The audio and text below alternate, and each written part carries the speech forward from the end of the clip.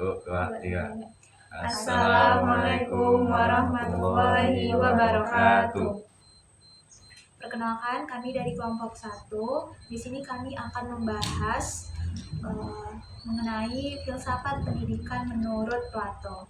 Sebelumnya, perkenalkan, saya Nabila Regina Putri dengan NIM A1D1241129. Perkenalkan, nama saya Azhara dengan NIM akhiran 131. Perkenalkan, saya Salsabila Teklami Uma dengan NIM akhiran 133. Perkenalkan, nama saya Sima Malsari dengan akhiran NIM 132. Baiklah, di sini kami akan memulai diskusi mengenai filsafat pendidikan menurut Plato. Oke. Nah, jadi filsafat pendidikan menurut Plato itu merupakan salah satu fondasi utama dalam tradisi pemikiran Barat. Nah, di mana Plato itu berargumen bahwa dunia yang kita lihat hanyalah bayangan dan realitas yang lebih tinggi, yaitu bentuk ideal. Misalnya, semua benda fisik adalah contoh dari bentuk idealnya.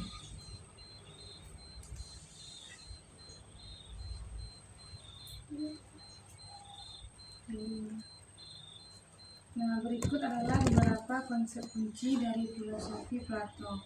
Yang pertama, teori bentuk. Plato berargumen bahwa dunia yang kita lihat hanyalah bayangan dari realitas yang lebih tinggi, yaitu bentuk ideal. Misalnya, semua benda fisik adalah contoh dari bentuk idealnya. Dan kedua, dunia ide dan dunia sensori.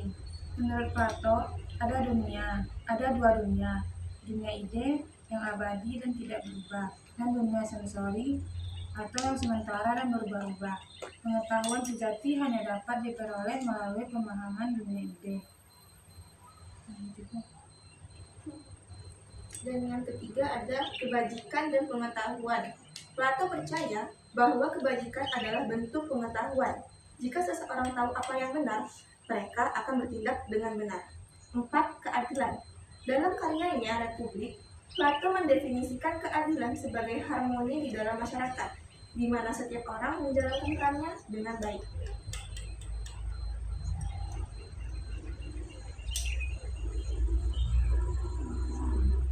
Selanjutnya, pendidikan dan pembelajaran. Plato menganggap pendidikan sebagai proses menemukan pengetahuan yang sudah ada dalam diri seseorang. Metode pengajaran yang diajukan termasuk dialog dan dialektika. 6. Filosofi sebagai penguasa.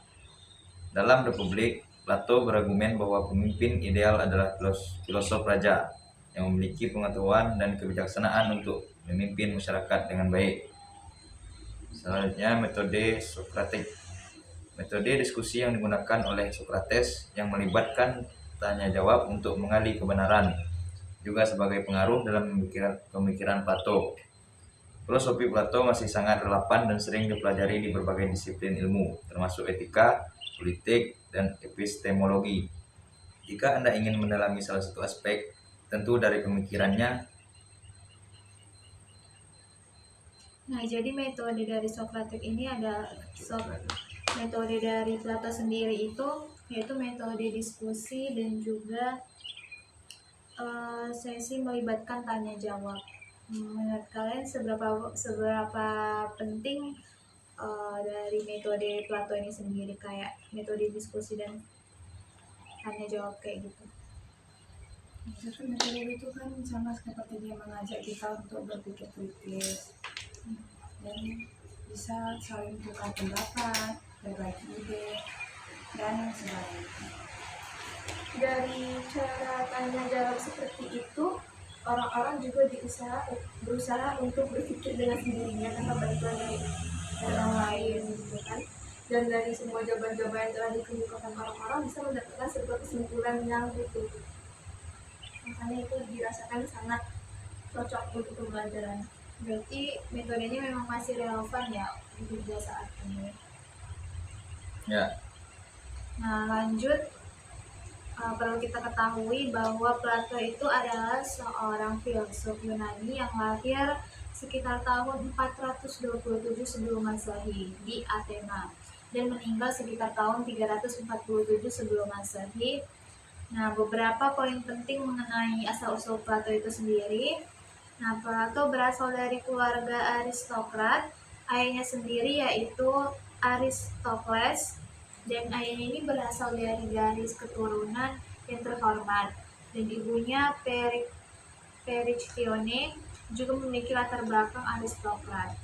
Lalu untuk pendidikannya sendiri, Plato menerima pendidikan baik di bidang musik, olahraga, dan juga filsafat.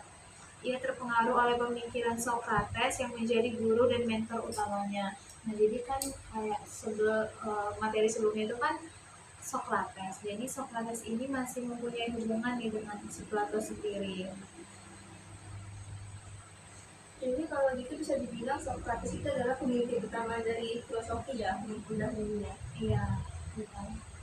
Karena termasuk karena Plato ini karena seperti yang dibilang tadi di sini, Plato ini terpengaruh oleh pemikiran dari Socrates yang menjadi guru dan mentor utamanya. Jadi guru si Plato ini adalah si Socrates. Jadi dia kayak terpengaruh lah sama pembelajaran dari Socrates ini sendiri mengenai tentang filsafat pendidikan. Dan akhirnya dia mengembangkan pemikirannya dia sendiri juga kan ya.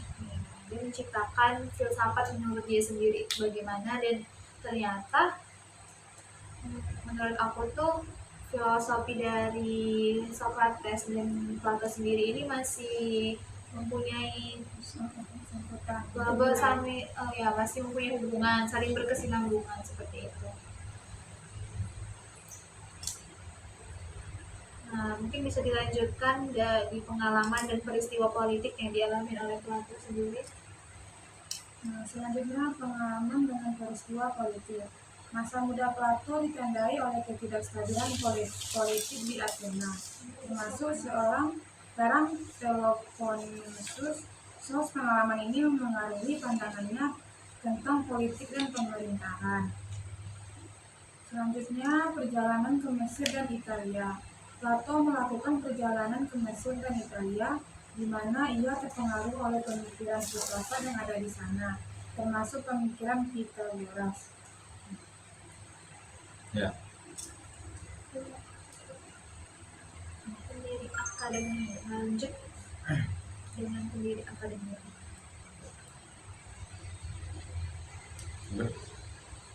Pendiri akademi. Setelah kematian Socrates, Plato mendirikan akademi di Athena yang dianggap sebagai salah satu institusi pendidikan tertua di dunia barat. Di sini, ia mengajarkan filsafat dan mengembangkan teori-teorinya. Berikut karya-karya terkemuka. Karya-karya terkemuka oleh Plato. Beberapa karya terkenalnya meliputi Republik, Haedrus, Phaedo, dan Simposium, di mana ia mengeksplorasi berbagai tema mulai dari keadilan hingga cinta dan pengetahuan. Plato merupakan tokoh sentral dan dalam sejarah filsafat, dan pemikirannya telah memengaruhi banyak filsuf dan tradisi pemikiran hingga saat ini. Jika Anda ingin mengetahui lebih dalam tentang salah satu aspek tertentu, mari kita bahas bersama.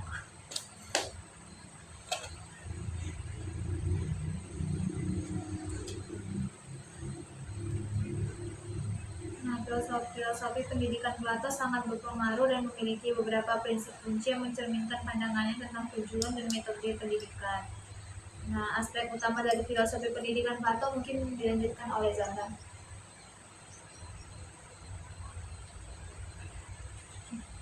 Tujuan pendidikan. Pendidikan sebagai pembentukan karakter, di mana Plato percaya bahwa pendidikan bukan hanya tentang pengajaran pengetahuan, tetapi juga tentang membentuk karakter dan kebajikan individu. Lalu, tujuan pendidikan yang kedua ialah kebijaksanaan dan keadilan. Tujuan utama pendidikan adalah untuk menciptakan individu yang bijaksana dan adil dan dapat berkontribusi pada masyarakat. Nah, maksudnya gimana tuh Zahra dari tujuan pendidikan oleh Plato sendiri? Dari Plato sendiri tuh dia tuh pengen kayak semua siswanya itu memiliki karakternya masing-masing tanpa dipengaruhi sama orang, yang dimana itu dihasilkan dari pemikiran-pemikiran kritis yang mereka buat. Lalu Plato juga ingin bahwa siswanya itu memiliki kebijaksanaan dan keadilan, Jadi terutama bagi dia itu adalah moral, kebijaksanaan, dan keadilan yang ada di dunianya. Karena setelah peperangan itu ia ingin menciptakan kedamaian yang ada di dunia.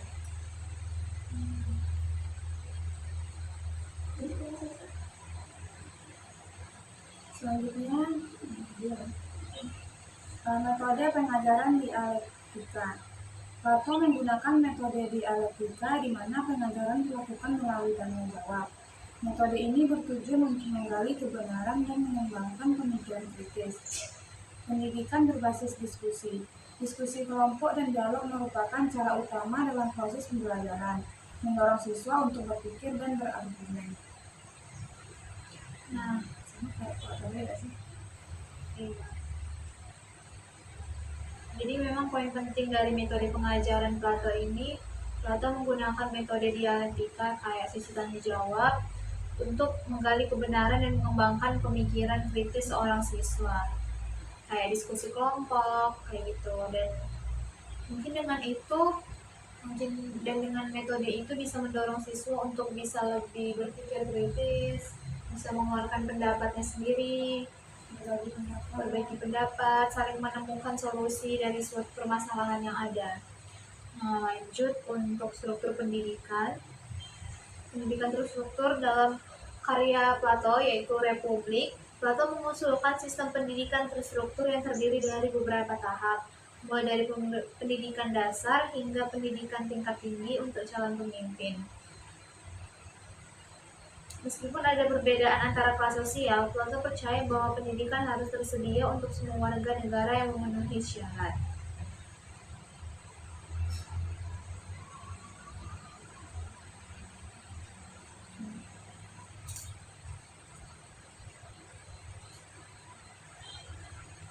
Nah, jadi Plato ini sendiri menekankan bahwa pendidikan ini harus tersedia untuk semua warga yang benar-benar memenuhi syarat. Lanjut keempat, pendidikan moral dan etika.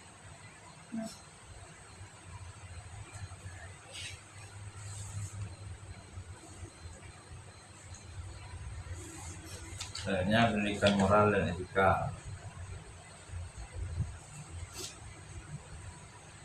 Kebajikan sebagai pengetahuan. Plato berpendapat bahwa kebajikan adalah bentuk pengetahuan. Jika seorang tahu apa yang benar, mereka akan bertindak dengan benar. Pendidikan moral. Pendidikan harus mencakup aspek moral dan etika, membantu siswa memahami konsep baik dan buruk. Jadi di pendidikan menurut Plato sendiri, selain metode pengajarannya yang harus berpikir kritis, Plato juga menekankan tentang pendidikan moral dan etika. Menurut kalian sendiri gimana? Mulai dari Imam ya. Seberapa relevan pendidikan moral dan etika ini hingga sampai saat ini? Biasa saja. Menurut Elsa, pendidikan moral dan etika Etika itu kan mengajarkan kita untuk beretika yang baik kepada yang lebih tua daripada kita, menghargai sesama, dan menghargai bagaimana cara berbicara yang baik terhadap orang yang berbeda atau yang lebih dari kita, seperti sesama teman, orang tua, agar tidak menyakiti hati dan perasaan mereka. Selanjutnya pendidikan dan masyarakat. Hubungan antara pendidikan dan keadilan sosial. Pendidikan berperan penting dalam menciptakan masyarakat yang adil. Dengan mendidik warga negara, masyarakat dapat mencapai harmoni dan keadilan.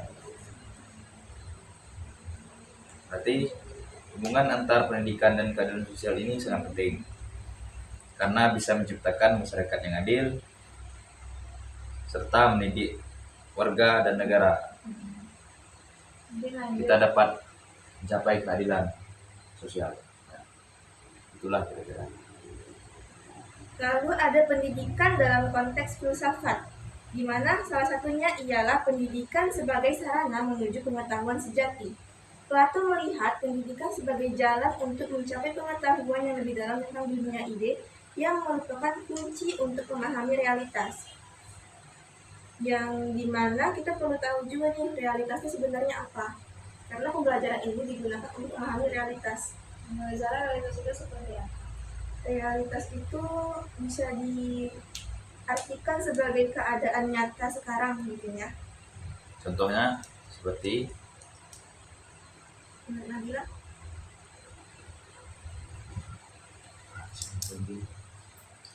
Menurut aku sendiri, Plato ini menekankan tentang gimana realitas yang terjadi sekarang itu, dan kita bisa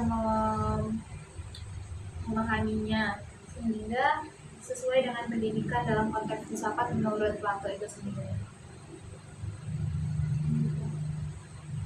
Metode pembelajaran yang diusulkan oleh Plato sangat berpengaruh dalam tradisi pendidikan Barat.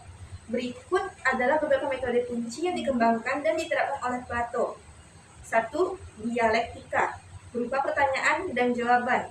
Metode ini melibatkan dialog antara guru dan siswa, di mana guru mengajukan pertanyaan untuk mendorong siswa berpikir kritis dan menemukan kebenaran. Nah, itu tadi yang kita bilang kan.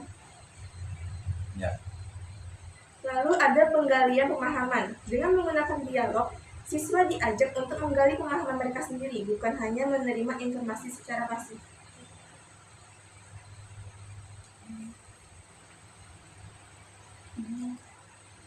Dua.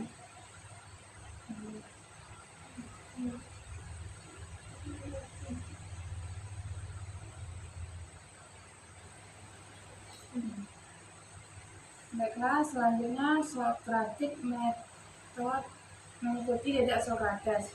Plato mengadopsi metode pengajaran Sokrates yang berfokus pada interaksi verbal dan mempertanyakan asumsi. Nah, jadi tadi kan Plato itu kayak dia mempunyai inspirasi dari gurunya yaitu Sokrates. Nah, jadi untuk dia mengembangkan filosofi menurut dia sendiri, dia tetap mengadopsi metode-metode pengajaran yang dari Sokrates itu sendiri. Dan itu tadi mereka masih mempunyai hubungan dalam metode pengajaran, terus dalam metode pendidikan. Nah, mungkin bisa dilanjut lagi, Sal. Nah, selanjutnya penyelidikan filosofis. Metode ini bertujuan untuk membantu siswa mempertanyakan dan menganalisis pandangan mereka, sehingga mendorong pemikiran kritis. Selanjutnya, penggunaan alegori dan simbol. Alegori 2. Dalam karya Republik, Plato menggunakan alegori untuk menjelaskan konsep tentang pengetahuan dan realitas, membantu siswa memahami ide-ide abstrak. Simbolisme. Menggunakan simbol untuk menggambarkan konsep filosofis yang kompleks, sehingga lebih mudah untuk dipahami.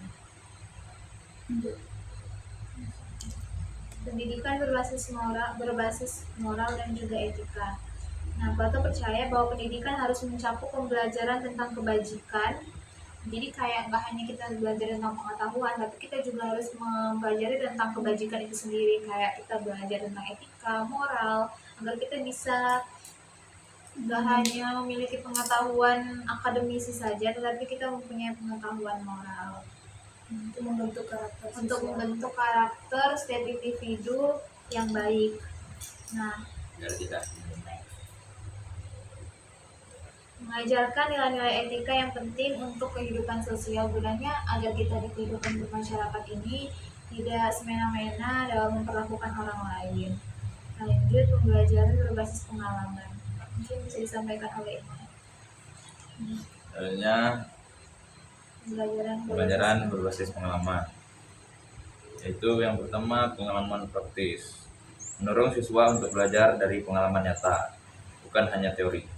Ini dapat melibatkan observasi dan partisipasi dalam masyarakat. Yang kedua, keterlibatan dalam diskusi. Siswa didorong untuk terlibat dalam diskusi yang relevan dengan kehidupan sehari-hari. Contohnya, Nah, pembelajaran berbasis pengalaman ini seberapa penting sih menurut kalian sendiri? Mungkin bisa dimulai dari Zahra. Pembelajaran berbasis pengalaman ini. Pembelajaran berbasis pengalaman ini sebenarnya sudah terjadi di kehidupan setiap manusia, karena berdasarkan pengalaman kita bisa mengambil apakah ini bisa dilakukan untuk kedepannya, apakah ini dihentikan saja gitu kan.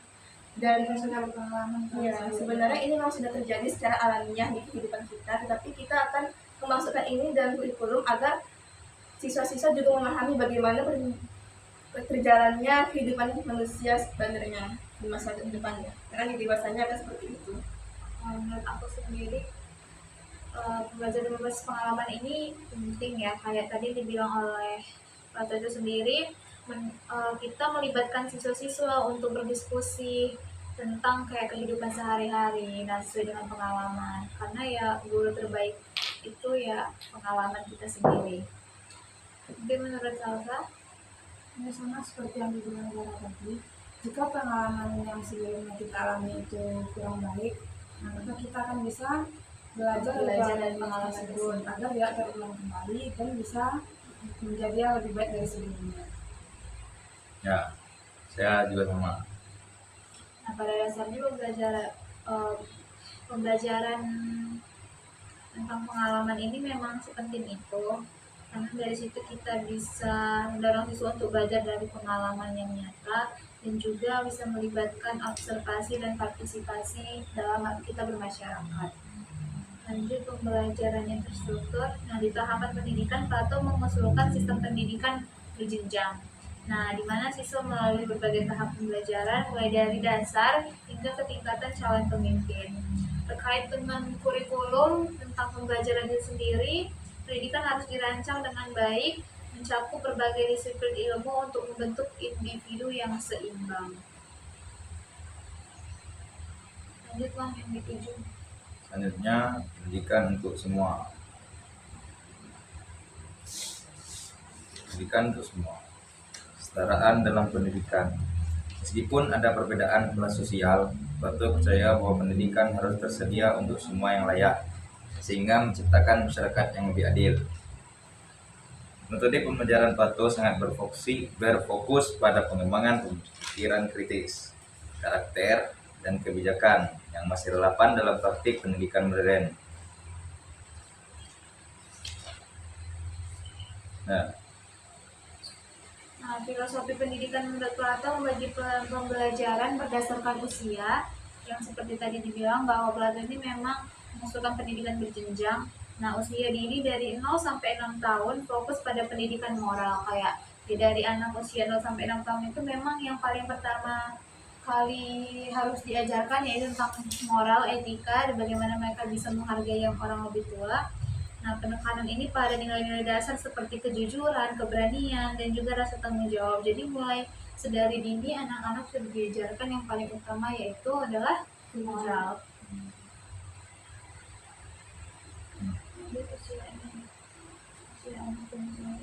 Lalu pada usia anak 7 sampai 14 tahun ia memasuki pendidikan dasar, di mana di dalamnya memperkenalkan dasar-dasar pengetahuan termasuk membaca, menulis, dan aritmatika. Kemudian ada belajar tentang alam, pengenalan pada pengamatan alam dan prinsip dasar sains, lalu ada kegiatan fisik dan sosial.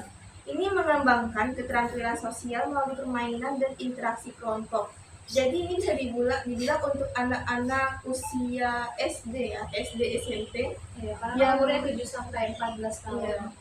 Untuk membaca mungkin di rentang awal mungkin ya membaca. Tapi membaca pun juga masuk ke bagian yang literasi mendalam, maka tetap sampai ke usia 14 tahun.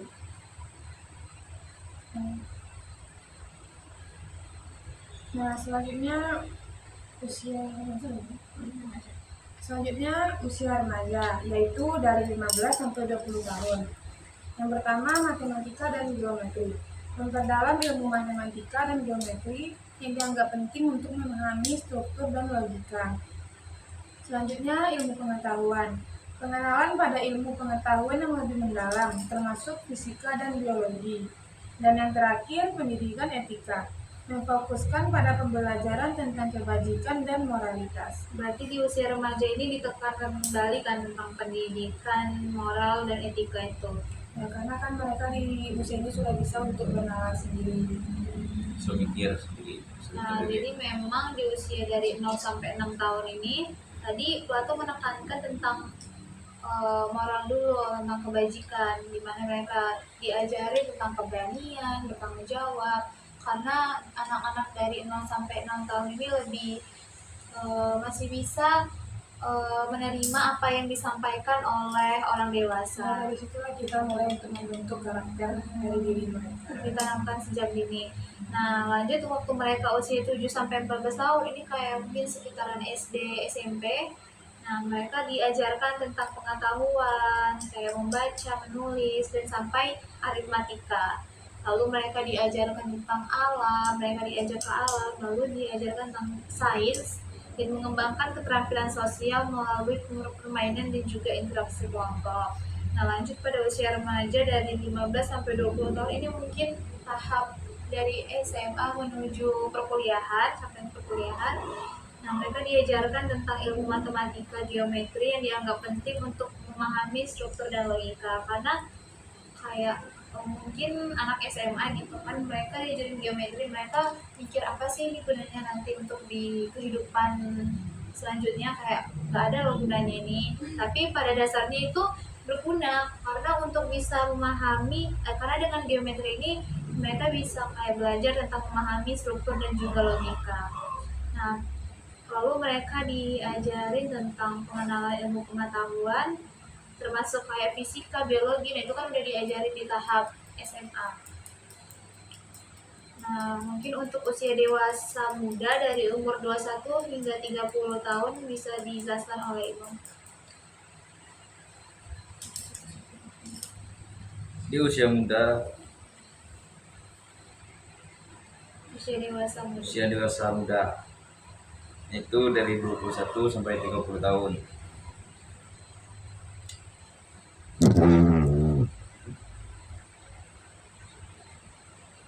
Pembelajarannya sudah mendalami tentang filsafat, termasuk metode dialektika untuk mengasah kemampuan berpikir kritis,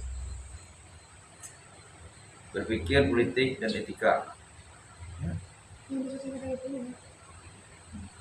Pengenalan pada teori politik dan etika mempersiapkan mereka untuk peran kepemimpinan. Selanjutnya, praktek sosial. Keterlibatan dalam kegiatan masyarakat untuk memahami dinamika sosial dan tanggung jawab. Nah, jadi pada usia dewasa muda ini sekitaran dari 21 hingga 30, mereka sudah diajarkan tentang politik ya terutama. Karena sebagai calon pemimpin bangsa, mereka wajib mempelajari bagaimana dinamika politik yang ada. Lalu mempersiapkan mereka untuk menjadi peran kepemimpinan dan juga keterlibatan masyarakat untuk memahami dinamika sosial dan juga tanggung jawab. Oke, mungkin selanjutnya usia dewasa 30 tahun hingga ke atas akan dibacakan oleh Zahra. Lalu pada usia dewasa 30 tahun ke atas, ia masuki pada kepemimpinan dan pengabdian, fokus pada penerapan pengetahuan yang telah ia dapatkan dan kebajikan dalam kehidupan sosial dan politik. Lalu ada pendidikan berkelanjutan, yang mana ia akan menekankan pada pentingnya pembelajaran seumur hidup dan refleksi untuk terus berkembang sebagai individu. Jadi pada usia dewasa ini, dia gak akan mempelajari hal-hal yang baru, tapi dia akan fokus pada hal-hal yang sudah didapatkan dan dia akan mengembangkan itu menjadi lebih untuk pada pengabdiannya di kehidupan yang ada.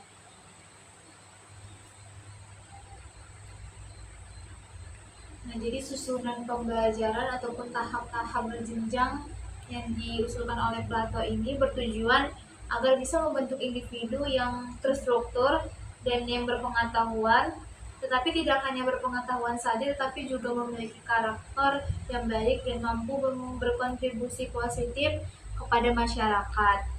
Nah, jadi inti pada filosofi menurut Plato ini sendiri, menurut saya adalah filosofi Plato ini merupakan suatu filsafat yang diadopsi dari pemikiran Socrates juga, jadi tidak hanya secara utuh pemikiran Plato.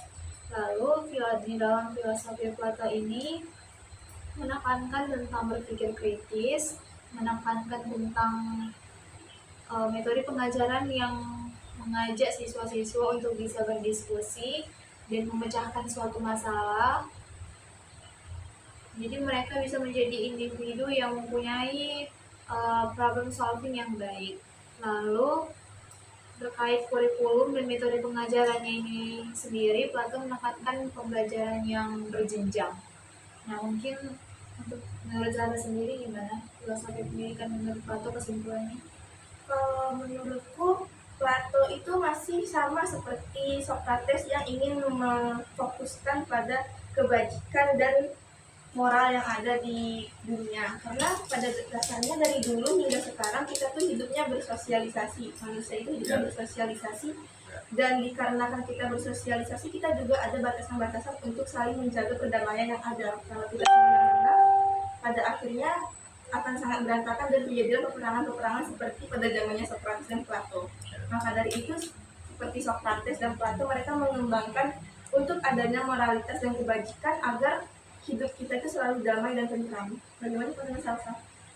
Kalau menurut saya, Plato juga berpendapat bahwa pemimpin seharusnya adalah para filsuf yang memahami kebajikan dan keadilan, sehingga menciptakan masyarakat yang harmonis dan beradab.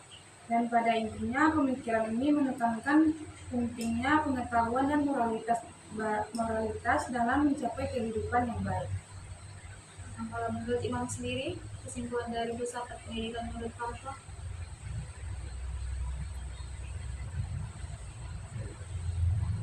Menurut saya kesimpulannya adalah Plato mengajarkan hal-hal yang baik. Mungkin sekian dari diskusi kami kelompok 1 mengenai filsafat pendidikan menurut Plato. Mungkin lebih kurangnya kami minta maaf. Mohon maaf apabila ada penyampaian yang kurang jelas maupun ada kesalahan dalam pengucapan. Kami mohon maaf. Baiklah, kami akhiri dengan wassalamualaikum warahmatullahi wabarakatuh. Nah, selanjutnya